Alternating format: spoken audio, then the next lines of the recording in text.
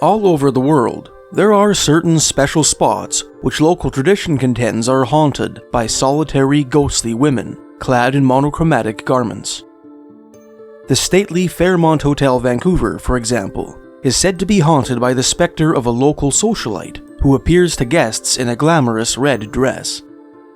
Nova Scotia's iconic Peggy's Cove Lighthouse is said to be the purgatorial domicile of a forlorn phantom in a blue gown who weeps for some bygone tragedy which history has long forgotten. Victoria Hall in Cobourg, Ontario is supposed to be the domain of the Lady in Green, Queen's Park, Toronto the abode of the Grey Lady, and the Capitol Theatre in Hamilton, Ontario, the residence of the Lady in Black. Of all the shades and colors which feminine phantasms are said to affect, white is by far the most popular. Some folklorists who have written on the subject have observed that supposed backstories associated with ghostly women in white often involve heartbreak, lost loves, abandonment, betrayal, and unrequited love being recurring themes. In this video, we're going to explore a few of the many Canadian legends of the Lady in White. The first of our stories takes place in the hamlet of Thornton, Ontario, about a 15-minute drive south of the city of Parry, not far from Lake Simcoe. At the heart of this tiny community, at the junction of the main drag, Barry Street, and perpendicular Robert Street, sits a charming 170-year-old Victorian mansion, surmounted by a large white sign bearing the words, "The Queen's." Throughout the 2010s, prior to the imposition of provincial restrictions related to the recent pandemic, this building housed both the Vidya Center for Yoga and Wellness and an associated vegan restaurant. In the first decade of the 21st century, the historic structure was the site of a fine dining restaurant called the Village Inn. Throughout the 20th century and much of the 19th, however, this elegant manor served the function for which it was originally intended, namely that of a stopping place for Ontario travelers, originally operating under the name the Queen's Hotel.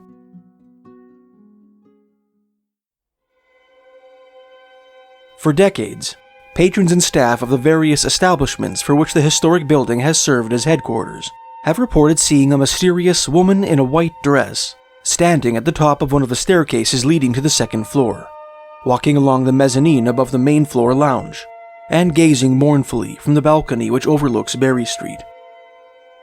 Ontario folklorists Andrew Hind and Maria de Silva described several encounters with this female phantom, known locally as the Lady of the Stairs, in their article in the spring 2009 issue of the magazine Mysteries.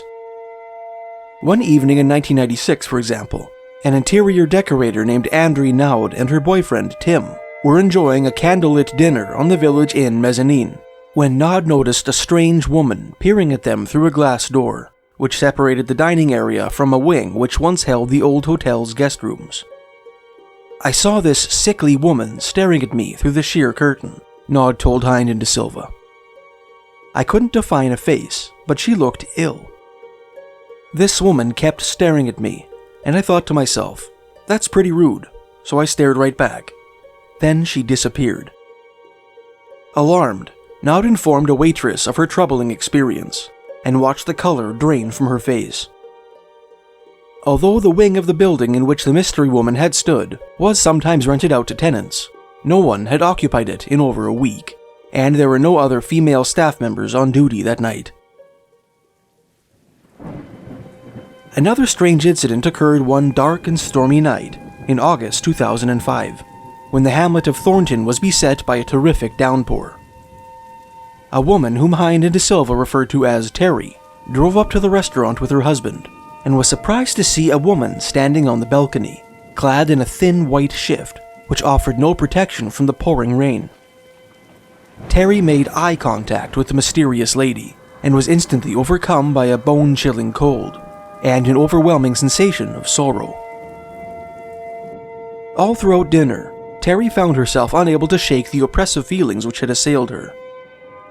Seeking relief, she excused herself and made her way towards the bathroom on the first floor. As she walked down the stairs, she had the distinct impression that someone was walking directly behind her, but when she turned her head, no one was there. Once inside the bathroom, Terry headed over to the sink and attempted to calm her nerves. As she stood before the mirror, she heard the clicking of high-heeled footsteps approaching her from behind. A quick glance assured her that she was alone. Terry's heart hammered in her chest, and the hairs of her neck stood on end. She had never felt so terrified in all her life. For a few moments, she stood weak-kneed, frozen with fear, waiting with bated breath for the inevitable culmination of her run-in with the Lady of the Stairs. She was jarred from her paralysis by the clattering of a bar of soap, which slid into the sink as if it had been flicked by invisible fingers, and ran shrieking from the bathroom.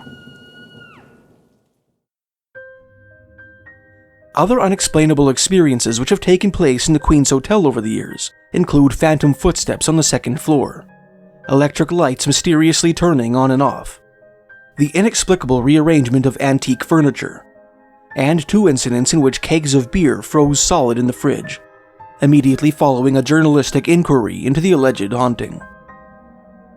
Local legend has it that the Lady of the Stairs is the ghost of a female guest who stayed in the Queen's Hotel with her husband in the late 1800s.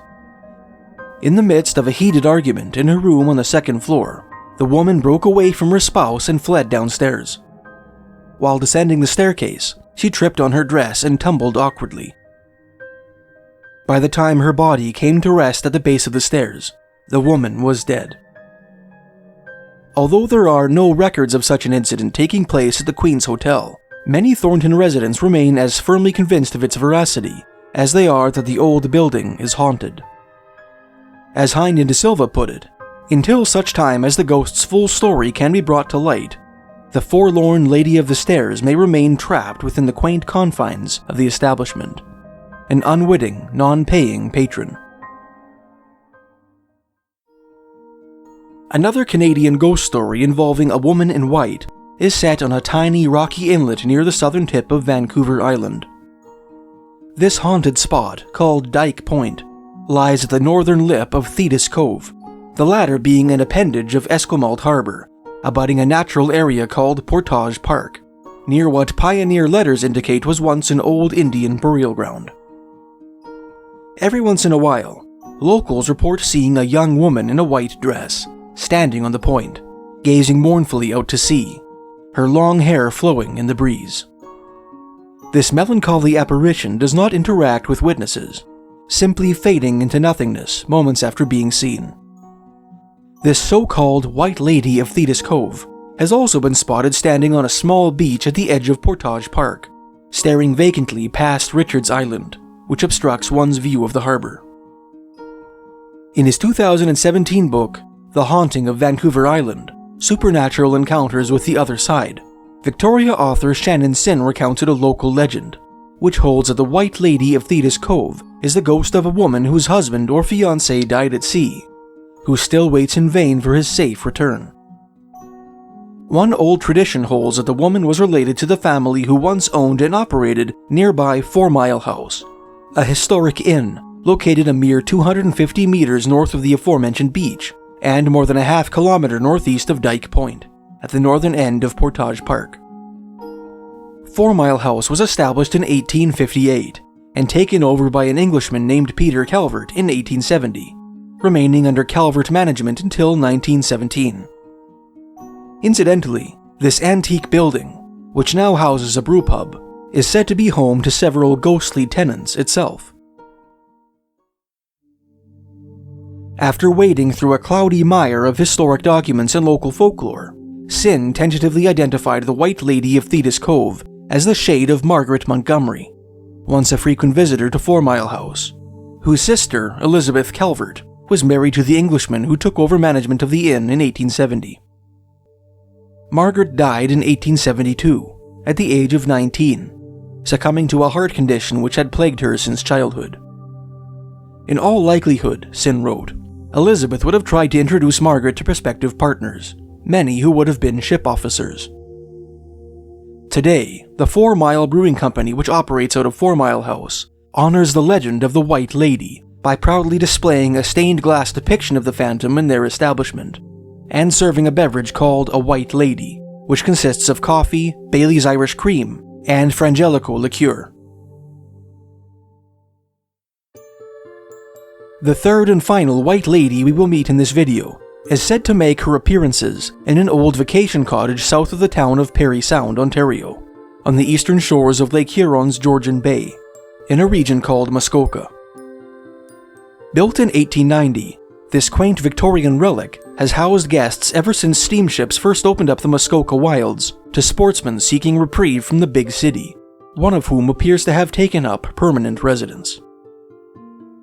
In his 1997 book, Haunted Lakes, Great Lakes Ghost Stories, Superstitions, and Sea Serpents, American historian Frederick Stonehouse detailed some of the strange experiences said to have taken place at this nameless lakeside cabin. In the summer of 1980, for example, a young female schoolteacher spotted a woman dressed in a long, old-fashioned white dress and a wide-brimmed hat disappear into the woods behind the cottage. Several years later, a hard-headed engineer, whom Stonehouse cited as Dr. Bell, spotted the pale face of a white-clad woman staring at him from behind a window while touring the grounds with the cabin owner. When he called the owner's attention towards the woman, the figure disappeared. According to Stonehouse, the owner of the cottage has no idea as to the identity of her mysterious non-paying tenant, but has a distinct impression that her intention is to look after the cabin, and feels reassured by her presence. Whether she was the victim of some long-forgotten Georgian Bay tragedy, or a former guest drawn to the cottage after death, the legendary ghost of Parry Sound, like that of Thetis Cove and the Queen's Inn, is another mystifying addition to the bevy of Canadian phantoms whom folklore has styled the Ladies in White.